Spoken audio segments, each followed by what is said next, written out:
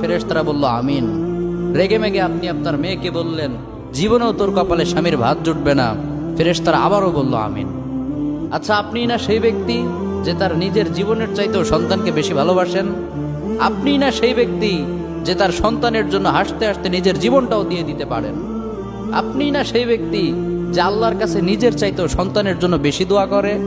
তাহলে কি করে নিজের হাতে নিজের সন্তানের এত বড় ক্ষতি করতে পারলেন? Doesn't make any sense. Common sense বলতে কিচ্ছু নাই আপনাদের? আপনারা কি জানেন না আপনাদের রাগের মাথায় বদদোয়া করাগুলো ফেরেশতারা আমিন বলে? দাওয়াতুল ওয়ালিদ আলা ওয়ালাদি, বাবা মা তার সন্তানের জন্য যেই দোয়া করে সেটা ভালো হোক কিংবা বদদোয়া হোক, আল্লাহ সেটাই কবুল করে নেয়।